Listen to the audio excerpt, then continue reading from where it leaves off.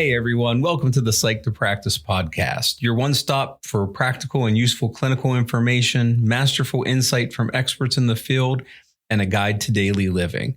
I'm your host, Dr. Rahe, and with me, Paul Wagner. So Paul, today we kind of tackled a big topic, and I think people will hear in the episode we're gonna need to follow up on this one, but talking about the idea of adjustment and adjustment to stress. Yeah. And it is something that every single person experiences. Right. Anytime there's a change in our lives, it changes kind of, we're needing a new norm. We have to adjust for that norm. Sometimes we do it really well, but I think we were focusing on some of the times where it's a bit harder or, can present with some more challenges. And I think a great episode to kind of really acknowledge just how prevalent and maybe even kind of helping kind of shed some light on all the ways stress can be here in our life. Right. And I think the idea of the fact that sometimes we're stressed by things we don't even realize are stressors, Absolutely. So with this episode, what's your takeaway this week? So you were sharing something there towards the end that I think is just such a valuable thing, and then wanting to call it out here actually at the top of the episode, which is, just the value of normalizing stress and how sometimes we can even make things more challenging and difficult for ourselves by trying to over adjust or force something to change, and being able to acknowledge that, hey, this is a part of the process. This is normal, and being able to then kind of give that permission and grace. Kind of let events unfold and letting the adjustment occur around us. So I think that's a really valuable thing and hoping clinicians are able to take that away. Yeah. And I think for me, this time, it's interesting because when we talk about stress, we end up talking about stressors often, so what is the content of the situation that we're stressing about? And, in the episode, you kind of talk about this idea of energy. And what I think connected for me with that is that, this idea that really that's the adjustment part, is the energy that we're putting forth to adjust, and that it's not what we expected and all of these things. And the idea that if we view the energy part of it, that sometimes we'll come up with better interventions. So, we can't take away the stressor, those things happen, but if we focus on the person's energy and how they use that energy to get to making things better for themselves, I think we have good outcomes. Absolutely. So we hope we can hear from all of you. Join us on social media. Please share your ideas about adjustment. And Paul's going to post one of the rating scales that we reference, and share your ideas once you get a chance to see some of the stressors and kind of your reactions. So we look forward to hearing from you. With that, we hope you enjoy this practice in action episode. If you can't shake it off, it's time to adjust.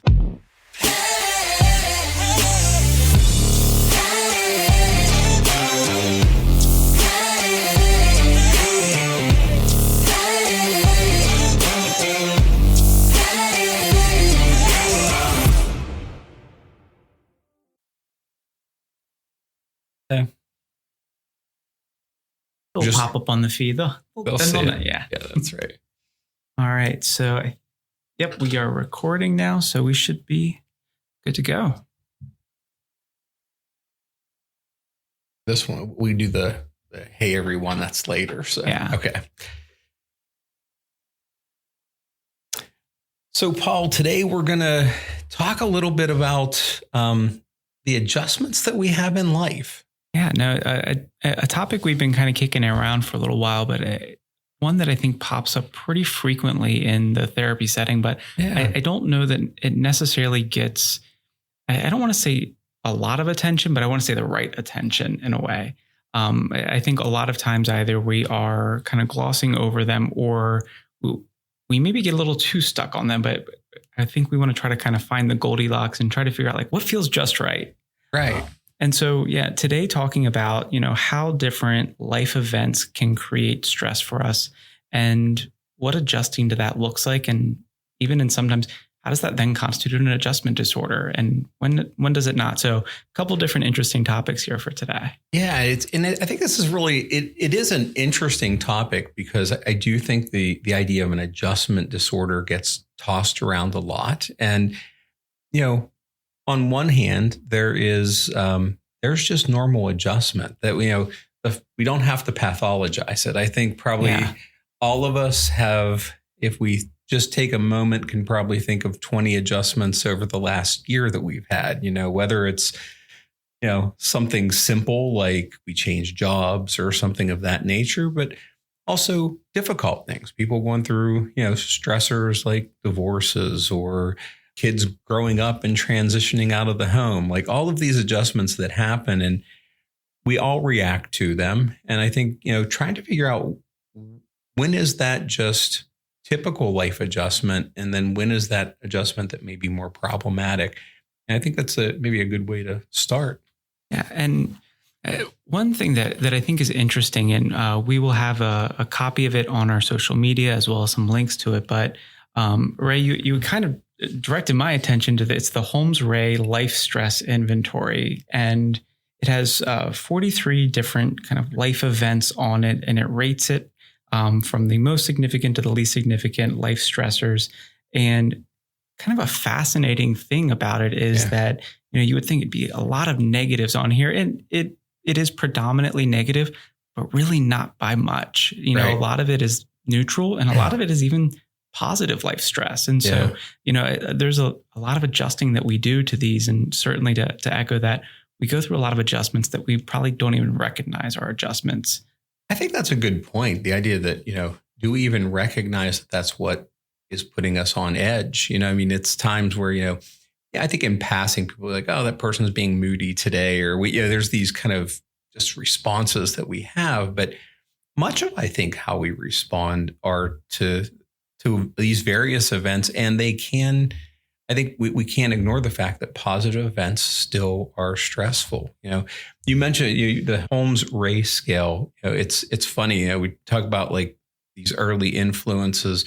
So I learned about that in Intro to Psych. That's how far back this goes. Now I know they've updated it quite a bit, but it's it's interesting. So it's one of those things that just kind of stuck into my mind, and that I always have kept in the back of my head throughout my practice. And I remember it was actually, probably the second class, and the professor I had at the time was like, all right, I'm going to give you all this rating scale. And he gave us the rating scale, and we had to rate where our stressors were.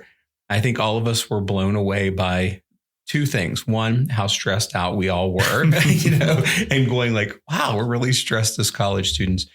But I think going back to that positive piece, I think the thing that threw us all off the most was the fact that many of those neutral and positive factors were having an impact. So maybe let's share with the audience a couple examples. So if we kind of break these down a little bit, and they can look at it, but when we're talking about positives, what are some of the positive stressors that it talks about? So coming in at number 7 is marriage.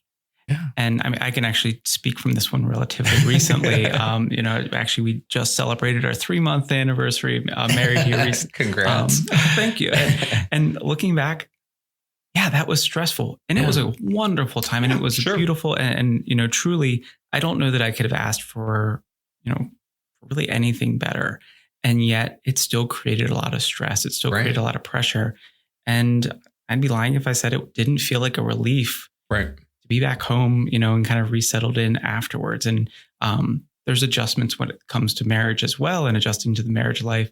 But, that idea of marriage, the wedding, like all of that, it's a really stressful time. It is. Yeah. But again, another really good example of, that day can be a wonderful experience. But I think the stress leading up to it, the stress afterward. And I think, you mentioned this idea of married life. I think that throws people off. Like they think, wow, we're going to get married and going to move in and everything's going to be really simple. And then all of a sudden it's these little changes that stress us out. I remember when, my wife and I we're still living way more than 3 months, but when we got married, and so we never lived together prior. So we got married, did our honeymoon, came back from the honeymoon. The apartment was already set up. My first night in, and our first stressor in our marriage was that I put my toothbrush on her toothbrush shelf. And because she lived in the apartment before I did. Now, it sounds simple and we can kind of laugh about it now, but in the moment, like those were the stressors we were dealing with. And it was actually like something where I didn't kind of get her side, she didn't get mine. Simple experience, but it was a stressor. All of those little things after marriage, I think, can be part of it. So that's number 7. What other ones do? What other positive ones that you have up there? At number 10, having retirement from work, which again, I think is something from even a very early age. We're told is this positive thing, and it's what you're working toward. Right. It's going towards retirement and like all of this big focus. But I think the way I kind of interpret it is kind of pre, during, and post as well. Like, pre-retirement and getting ready for this idea of identity change during the process of retirement. And what do I do? And then, certainly post-retirement, what is my life now? And like all of these, adjustments within an adjustment, certainly. Yeah. And even when it goes well, even when it goes well, it's definitely, it's stressful. I mean, it's interesting. I don't know the exact statistics, but like I remember years ago reading something about like how many people retire and then end up going back to work because the stress of not having a structure to their day, how much that impacts people. So, part-time jobs or whatever. My dad retired twice. He retired and then went back to work and then retired actually 3 times back to work. Then he retired again. Then that one stuck. And most of it was, again, that adjustment. Yeah. And I will say for some of these on the scale, I think that they fit either like both the positive and maybe the negative, or the positive and the neutral, or some I think are even fit kind of all 3. And this next one I think has the potential for all 3, hoping it's a positive, but pregnancy. Right. Sometimes pregnancy is something we're planning for and we're working towards. And, when we get it, it's incredible. I think other times you weren't really expecting it. And then all of a sudden we have a major life change that's coming up, and it's, what is this going to look like for us? And then some that actively there's a sense of dread where it's, can I be a good parent? Can I, and so, I think that for those individuals that it was planned and it's something that they are welcome and that they are really looking forward to, it certainly doesn't come without its stress. Right. Yeah. Yeah. I mean, I agree. I think, that's one that's definitely a kind of a roller coaster. It's the adjustment may fall in any of those 3 categories on a given day. Absolutely. But no, I think that's a really important one, because I think, let's just maybe focus on the positive end of it, that positive piece of it still can have stress to it.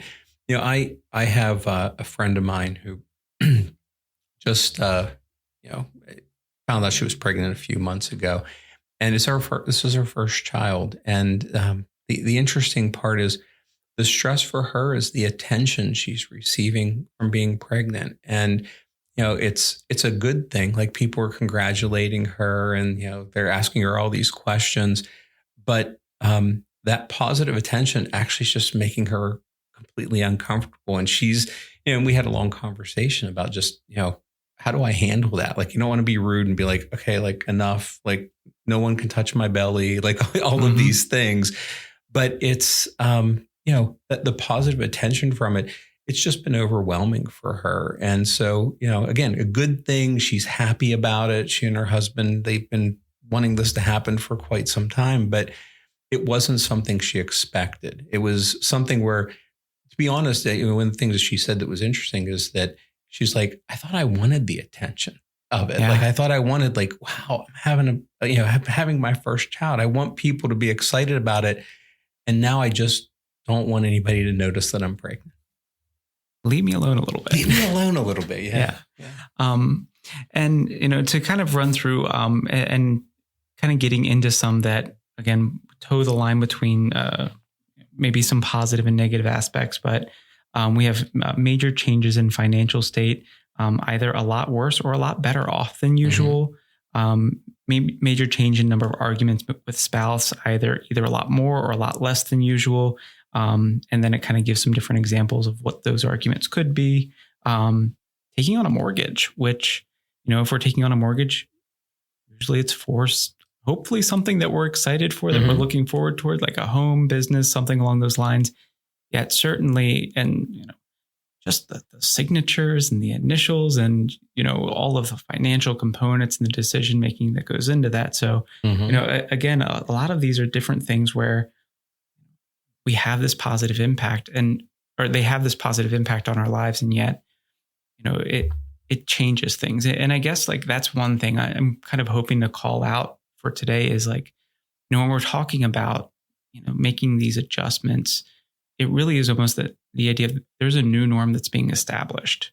There's a before and after feeling, and it doesn't mean that will always be that way, but I think it's long enough and prevalent enough that we need to then adjust to this new norm. It's not a stressful day.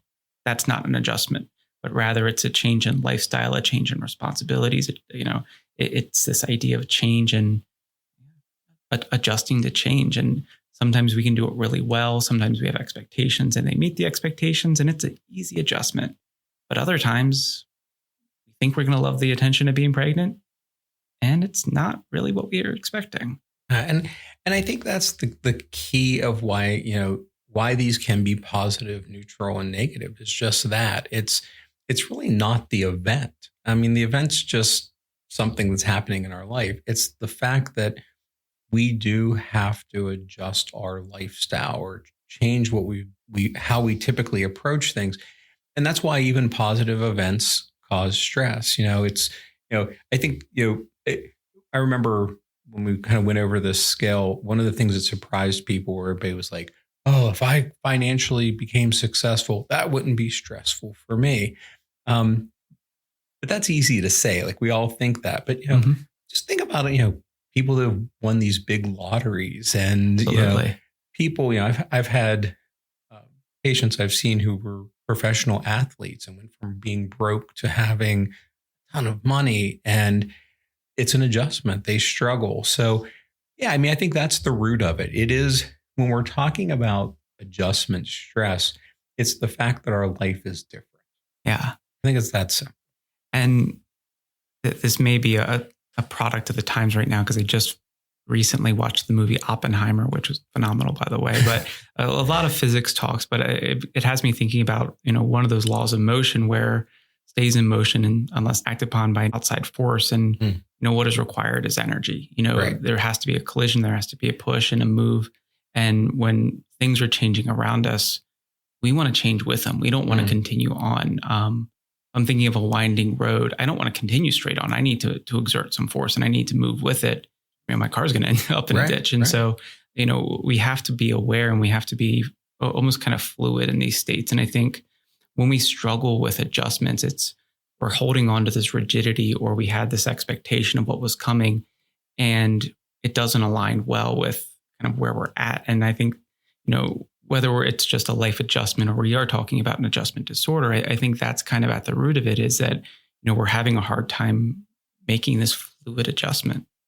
Yeah. I like the idea of referencing it to energy. Like, I think that's a good way to put it, because it is, we're putting energy into in a different way in our life. Maybe let's use that to kind of shift to, so when we read that list, many of us go through these stressors, and while they're stressful, we get through it, we move on. When do these things become problematic? And then maybe let's go even further. When do they become what we refer to as an adjustment disorder? And I think it is when we either have too strict of an adherence to what the previous norm was. And so it's the feeling of that's not fair, or that's not how it should be. And we kind of get stuck in this pattern that says that, I don't want to adjust. The situation or the world or the circumstance should adjust around me. And that's maybe me taking it a little too far, but I think, it's scaled up or scaled down. But a lot of times when we're having difficulty, it is that having to exert energy in a different way that we're not used to, or feels uncertain, or a lot of times uncomfortable. And whether it's, in a way where it's, how do I manage my new finances? Or if it's, how do I deal with the idea of like a divorce or the loss of a loved one and things like that. And all of those different things are going to have this, that's not our norm. That's not what we're used to. And how do I then exert energy to be fluid in this?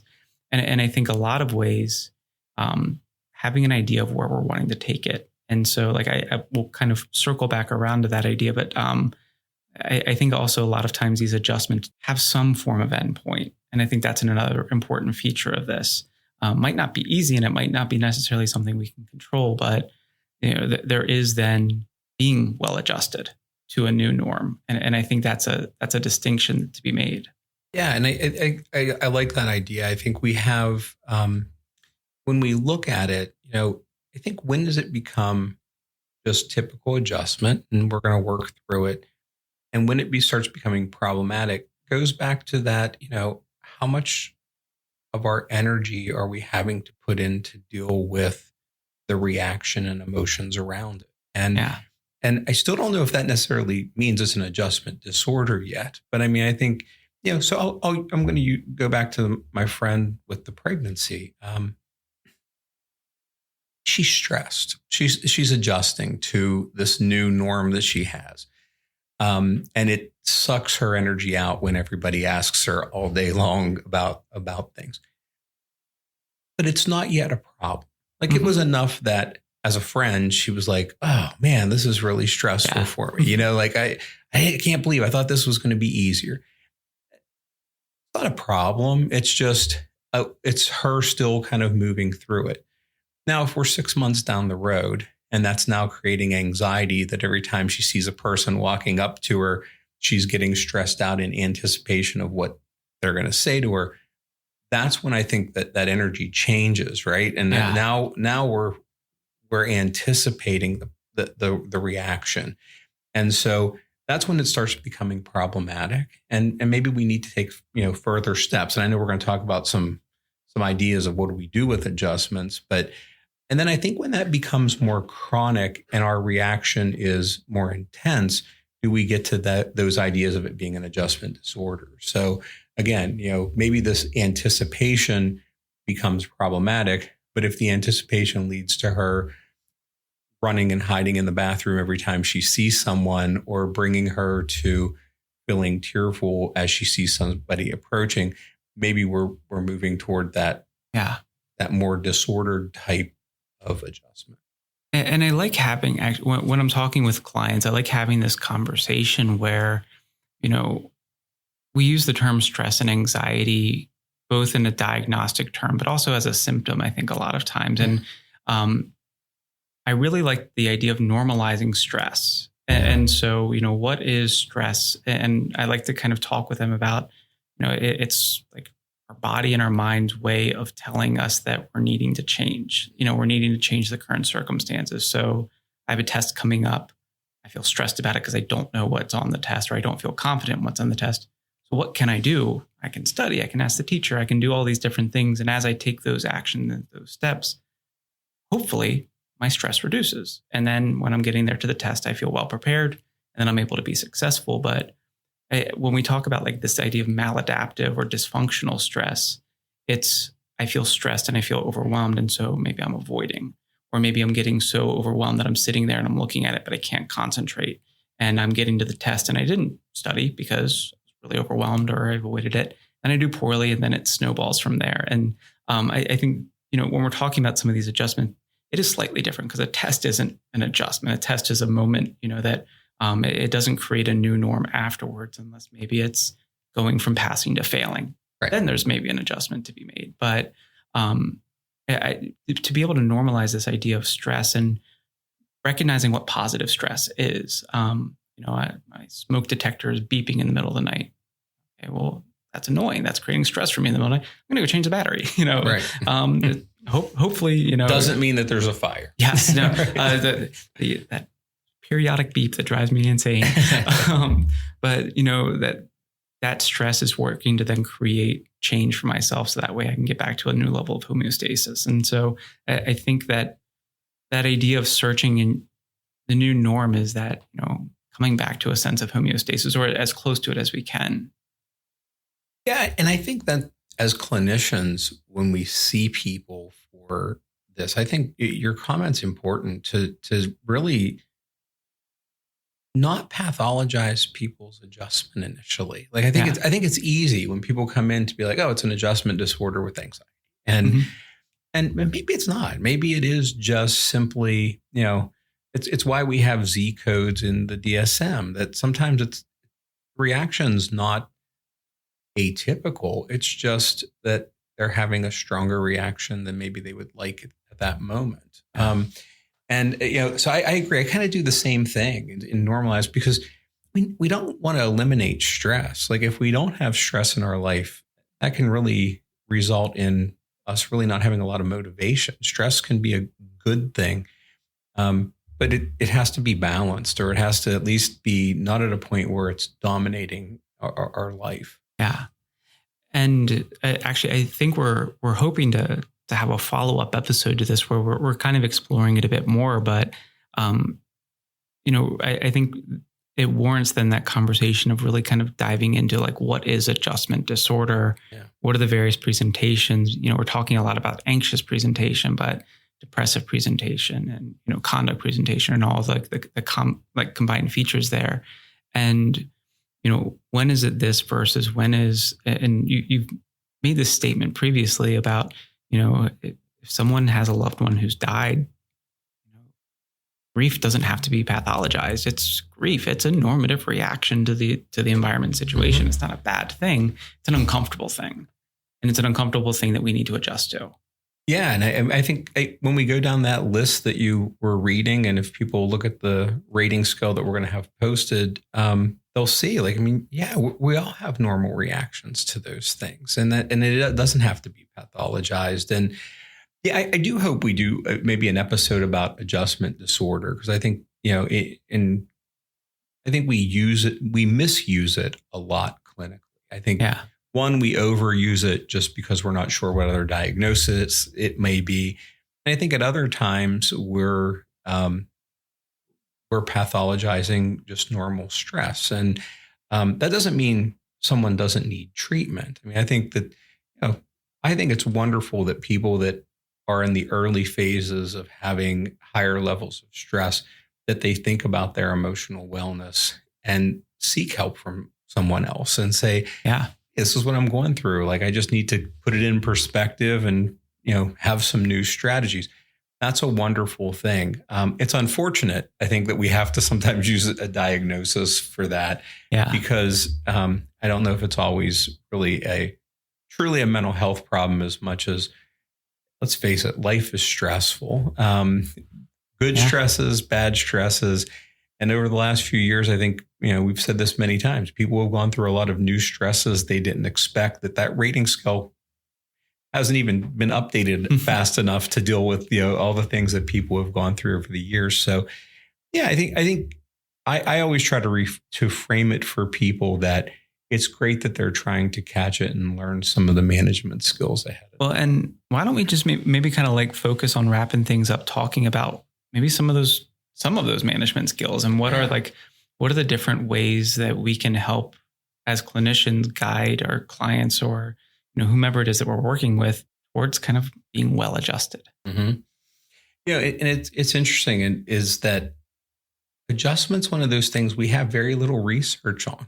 Yes. So we have this really common thing that, because it's not something that's like a major depressive disorder. We don't have all these studies, but I think I want to just throw back to one of our earlier episodes. We had Dr. John Murphy on, who talks about solution-focused counseling. And, I think that episode was really great. And I think some of the information he kind of threw out there was helpful, because I love the way that he frames this idea of really kind of looking what the patient wants. Yeah. What do they want different? So we have these stressors that are going on.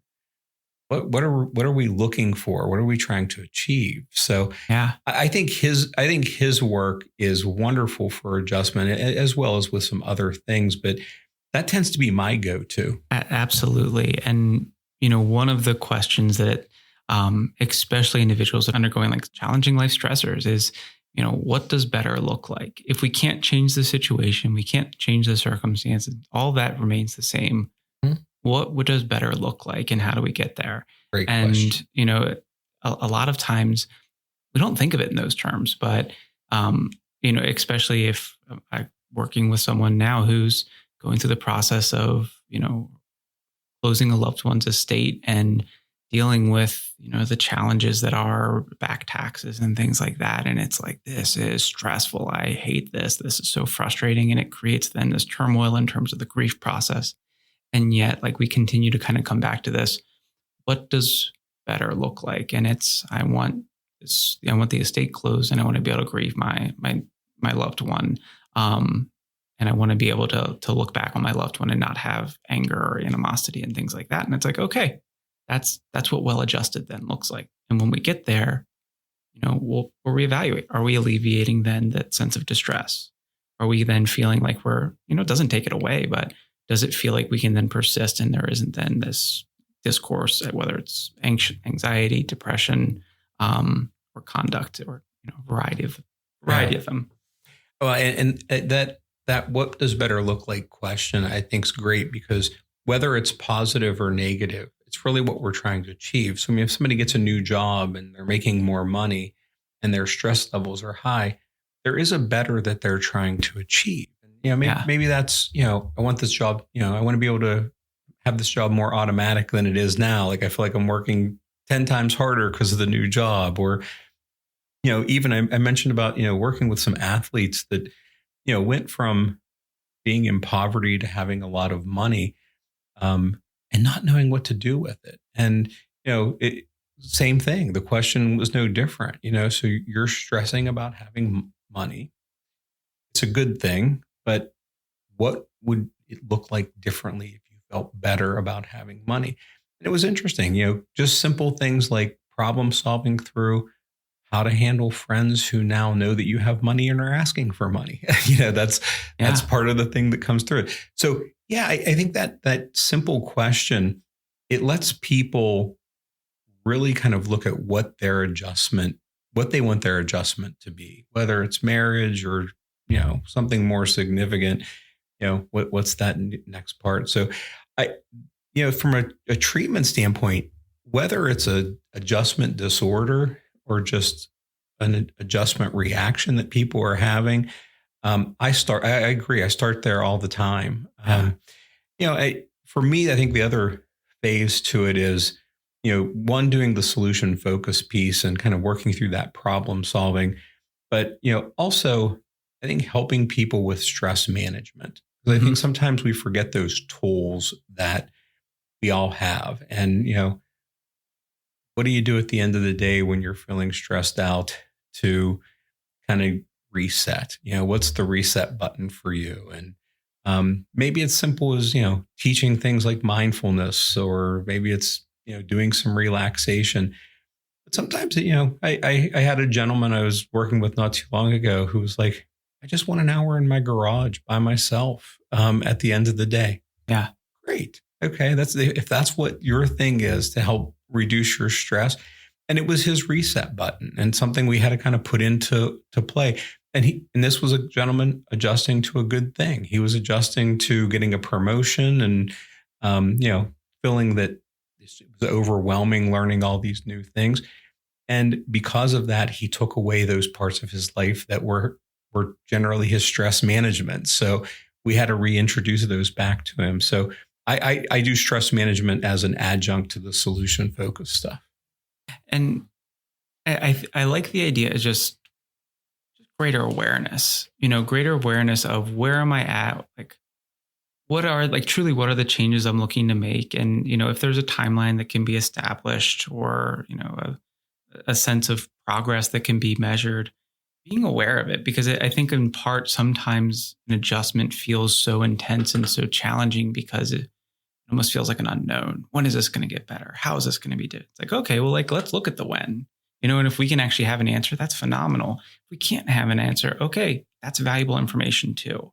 It then means that we're wanting to create adjustments that are going to maintain and we're going to be able to keep up. Like, hey, if I can just, persist for this semester, yeah, phenomenal. Let's make this semester, even though if it's harder, let's make the adjustments. If this is the rest of my life, it's a different type of adjustment. But I think that self-awareness of what we're looking for is really important. Yeah. And I think along with that, I think last thing I'd kind of add to it is normalizing it. People sometimes feel that because they're stressed out, that something must be wrong. Yeah.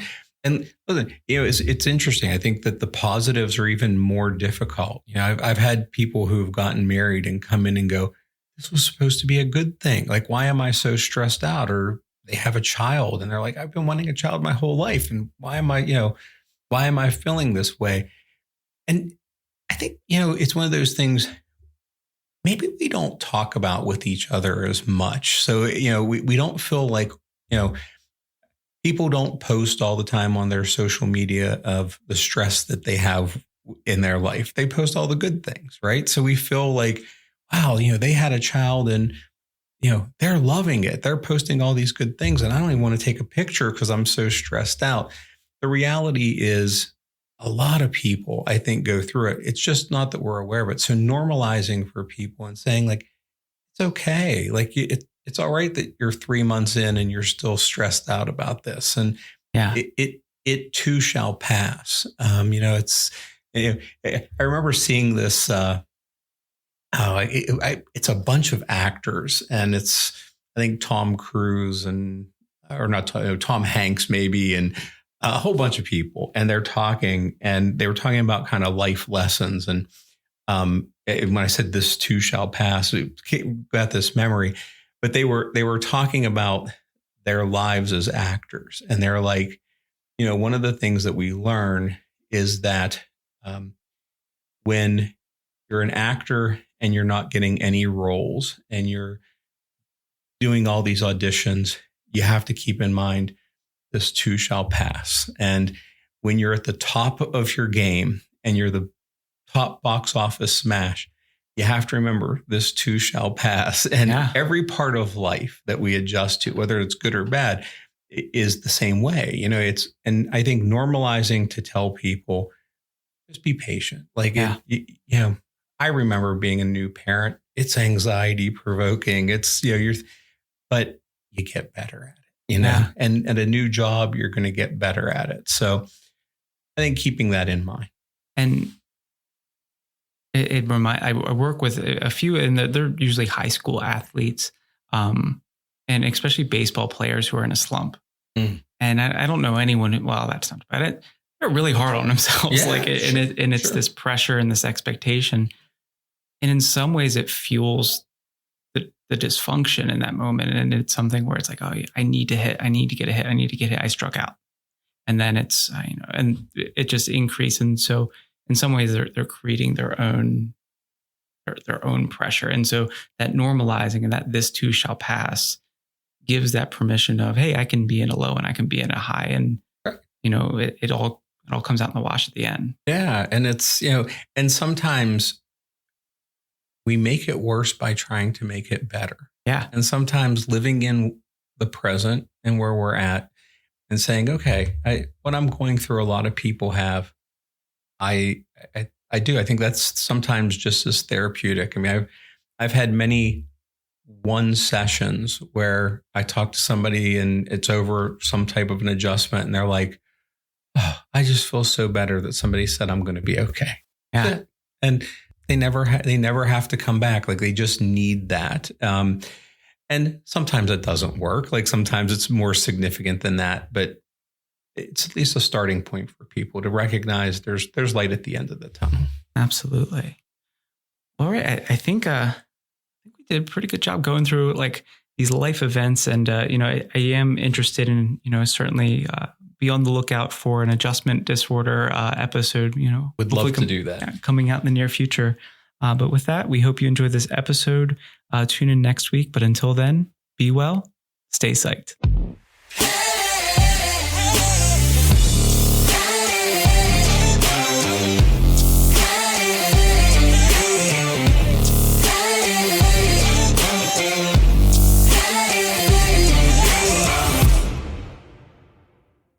The information contained in this podcast and on the Psyched to Practice website is intended for informational and educational purposes only. Nothing in this podcast or on the website is intended to be a substitute for professional, psychological, psychiatric, educational, or medical advice, diagnosis, or treatment. Please note that no professional-patient relationship is formed here, and similarly, no supervisory or consultative relationship is formed between the host, guests, and listeners of this podcast. If you need the qualified advice of a mental health professional or practitioner, please contact services in your area. Similarly, if you need supervision on clinical matters, please locate a supervisor with experience to fit your professional needs.